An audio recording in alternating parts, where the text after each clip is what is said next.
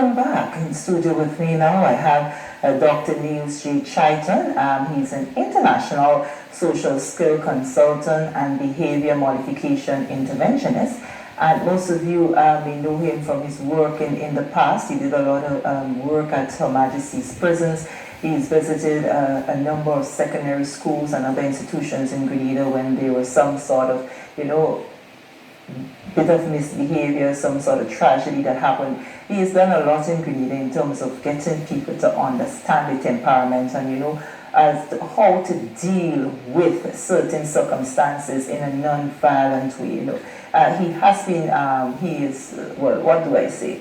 He is a Grenadian living in Canada. I don't know if COVID, the pandemic, has blessed us somewhat, but he has been here for quite a while since this whole pandemic and so he is utilizing his time to ensure that he assists us here in Grenada as best he can. And he has a latest, I would like to say a latest intervention that he has set up. It's called Peace in the Valley Behavior Modification Center.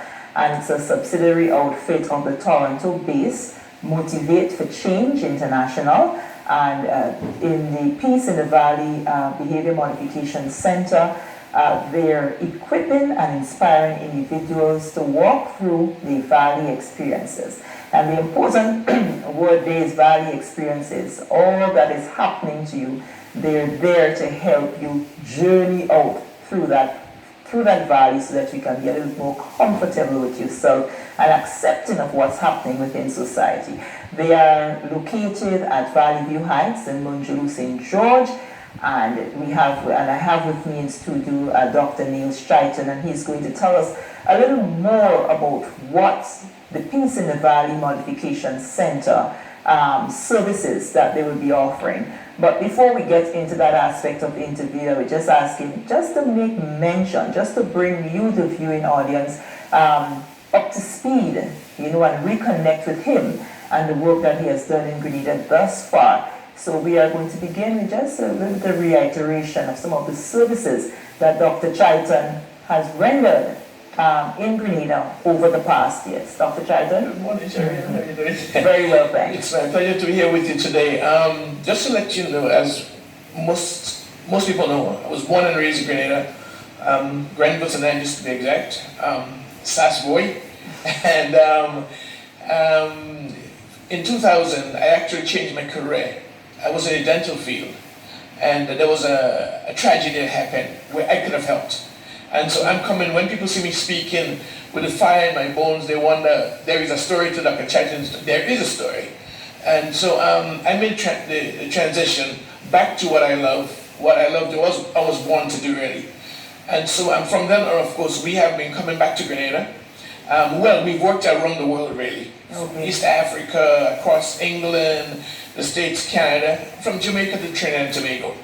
And for the last 15 years, this is my country, so whenever I get a chance or whenever there is something that warrants my presence, once I'm asked, I'll come in.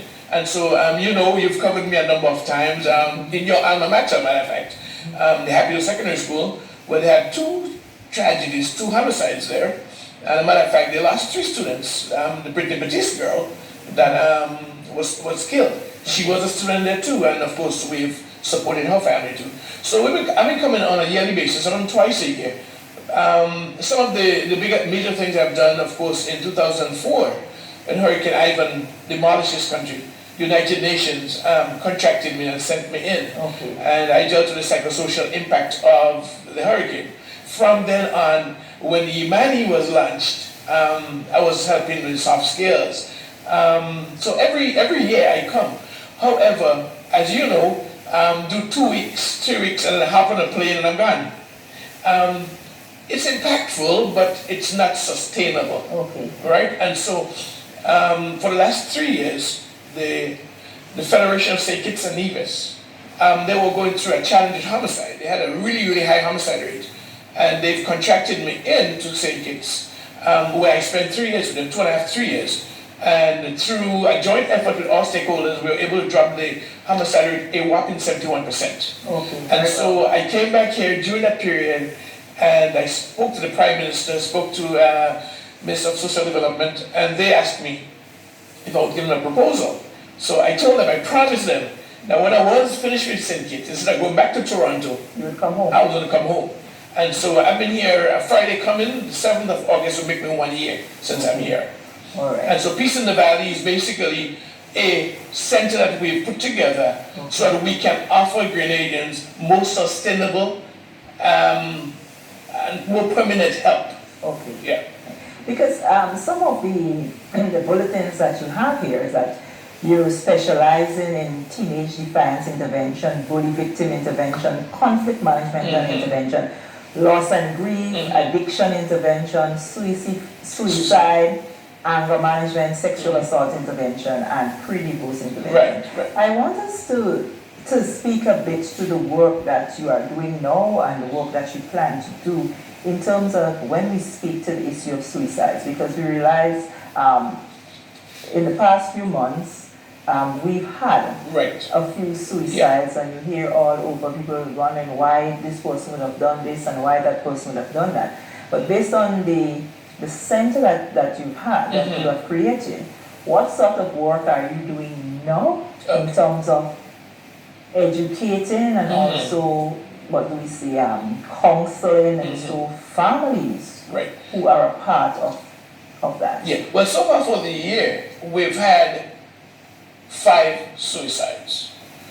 4 during the COVID period, and we had one early in the year where the young man, when it is determined that he drove his car into Grand Tang Lake. Yes. And took his life. So we had 5. What is worth mentioning is that the 5 have been young men, all under 50. And so we had to take a look into it. And I'm happy today to let you know that Dr. Panchu, Augustine Panchu, who is a clinical psychologist and myself, we team up together. Because I'm an interventionist, she's a clinical psychologist. So we team up together and we run to these communities. So we have been working in the Roseville community where we had 2 there. And it's not just going when it happened, we are still supporting the families. Right. So once I'm in St. Patrick's, I'm going to drop in to the families. To make sure. To make sure things are going all right. The children, the parents, the siblings, right? Then of course we had the 3rd one in Montrose. And unfortunately it was a New Yorker boy to Grenadian parents. Unfortunately it is alleged, that he took his life. Shere-Ann, to my surprise, when I got there, he was my wife's first cousin, son, right? And of course, then we had the St. David's situation here, right? Now, so we have to ask ourselves the question, why is it that men, it would seem that 5 so far, of course, there were some other attempts or what have you, but 5 successful took their lives. Why is it, and why is it men? So I had to look into it because I'm into behavior, right? And so I had to go back now and look at it and decide, well, why are men more susceptible or prone to suicide? And so out of that, Shere-Ann, came a powerful conference, which I hope to do right now. Ever so often I get a chance to speak as far out as England on Zoom, right? And talk about why men are more prone. And I put together a conference, a 2.5-hour conference that's captioned "The Wiring Makes a Difference." Because men, when you look at the way men are wired, the brain. Yeah, the brain is wired. Men get frustrated easier. Women wiring is different. And so they have more options. While a man, he's a target-focused being. And when he's not getting through with that plan, he gets frustrated easier. Right? So we are doing a lot of work in that area, not just talking about it here, but we actually go into homes and work with them.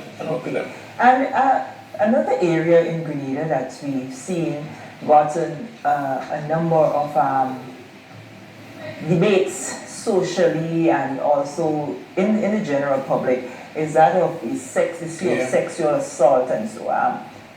My question to you, though, is how long of a process, and you can incorporate in terms of the suicide as well, in terms of mentoring and dealing with the persons who are victims.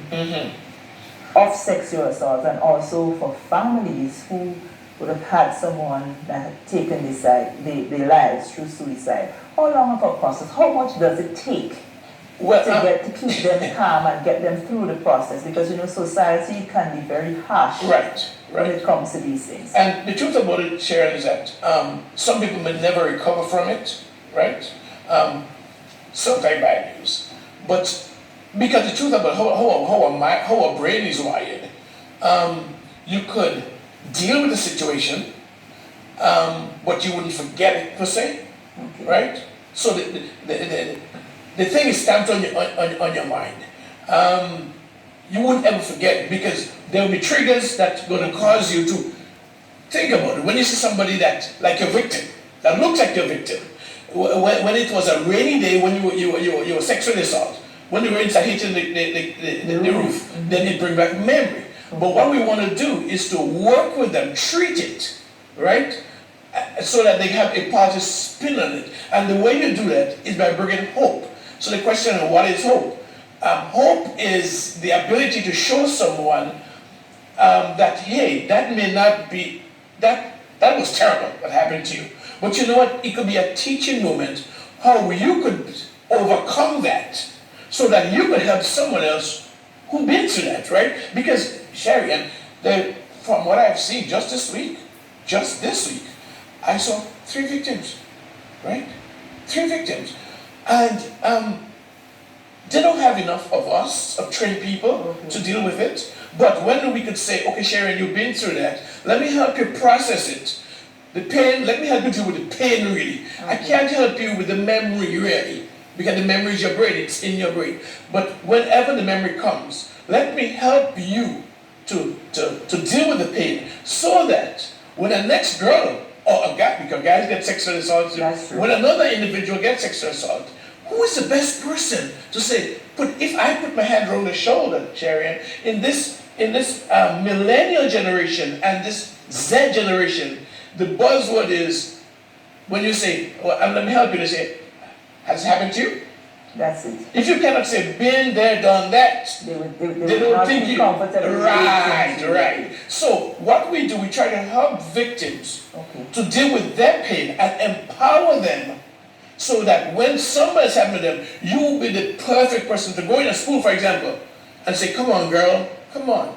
Been there, it hurt, but look at where I am now. And a girl that's doing so well with it is this Sabrina Alexander, right? Sabrina Alexander. She wrote a book there. She was sexually assaulted badly, and she wrote a book now. What she's doing, she's using her experience to help others. So in that case, we're hearing that there are lots of mental cases, with mental issues.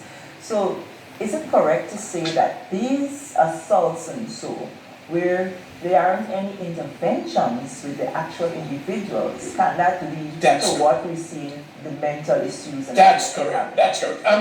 There is something called ACEs, Adverse Childhood Experiences. Sometimes people rename it childhood trauma, right? Trauma. These are all the bad experiences that you would have gone through from a child, right? And it's sad, Shere-Ann, because the numbers don't look really good now. I think it's 2.5 of every 5 women have been sexually assaulted somehow or the other, right? If you don't deal with that, then it's pain, it's repressed anger, repressed pain that you're dealing with, right? And without help, without processing that, it is going to compromise your mental status, right? State, that's the word. And could end up in a psychotic break. And when the person say, I give up, they get erratic, they do whatever they have to do because they want to get rid of the pain, and sometimes getting rid of the pain, you see how we hook with suicide now.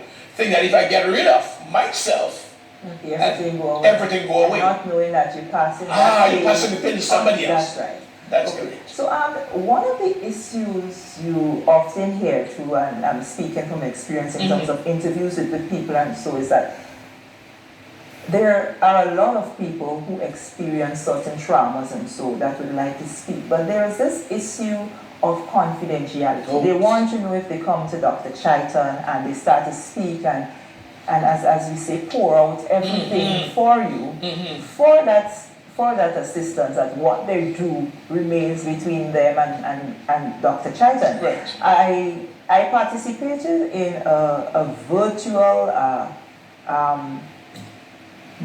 was it Zoom conference there a couple of weeks ago, and they were speaking the same thing in terms of suicide and all these things. And my question was, when you speak to someone, for instance, I come and I speak to Dr. Chitan and so, and it is beyond you, but the information is supposed to be private. How do you then break that person's trust in terms, and having them know what it was actually to help them, so that you can move further to say you move to Dr. Pantry to get that assistance for the individual? Because they say when people going through these sort of emotions and so, they want privacy.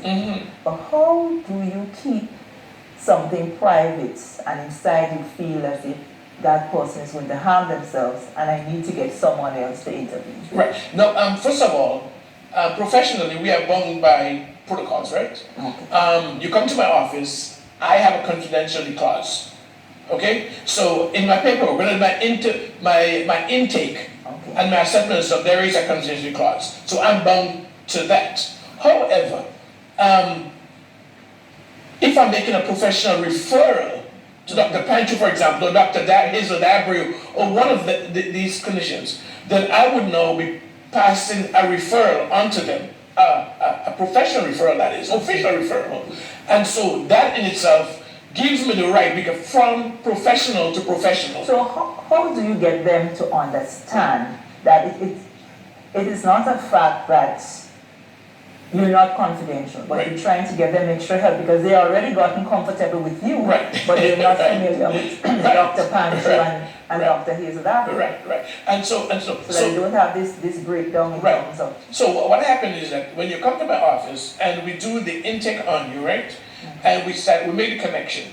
And if I see you need help that my office does not give, right?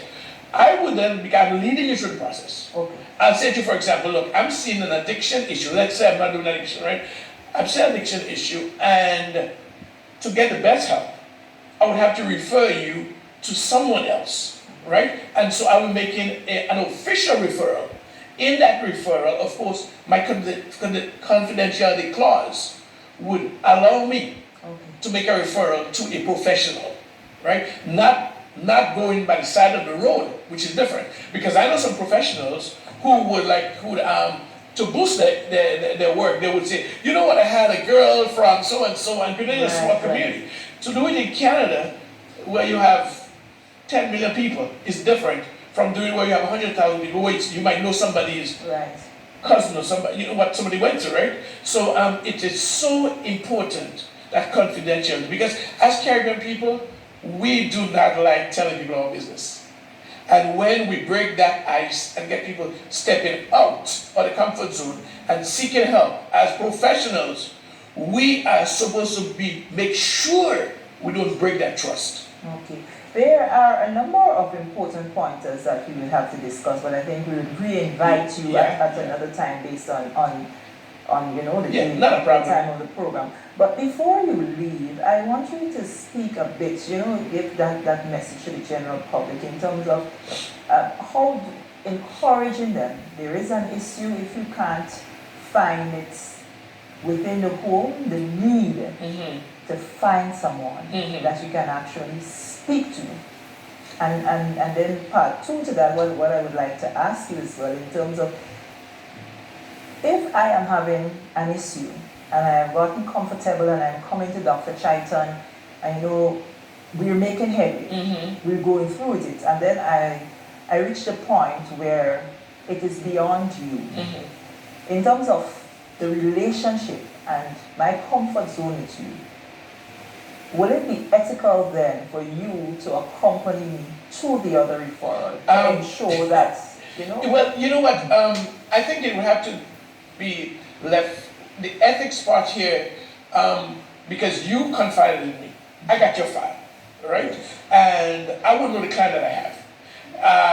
There is the flamboyant social butterfly client, that is able to make headway. So I would have brought you to a certain point. Hopefully, you came all beaten down, and hopefully I could take you to a point where you can make your move. If you can't make your move, there's nothing unethical for me to help you make that move. Okay. Right? So it would not be an issue for you to accompany me, let's say, to the first section. Just to make the connection. Right. Just to make the connection. Right? Because I know and then give over to that other profession. After a while, you just hand over. That's right. Ensure that you. That's right. It's just a handover. Yeah. Right. Okay. And for the first part, like a message. Okay. Ladies and gentlemen that's listening to this, we have been incarcerated in our minds for too long. We've hidden stuff inside of us. We've hidden stuff in our homes that have come out later on and damage our reputation and damage our families, right? It's time, this is the 21st century, and it's time that we realize that we need help. Folks, this is not the same Grenada when I left Grenada 37 years ago. We are fully equipped. We have professionals all over the place that are able, as a matter of fact, even in your churches, most pastors are not really masters in counseling, right? So you feel free to get some help because you don't want to keep it inside, repress it, because it's like a volcano. Like I tell people, Shere-Ann, you know, as you drive around Grenada, you see these little, what they call sulfur springs or boiling springs, right? These little boiling springs are vents for a volcano.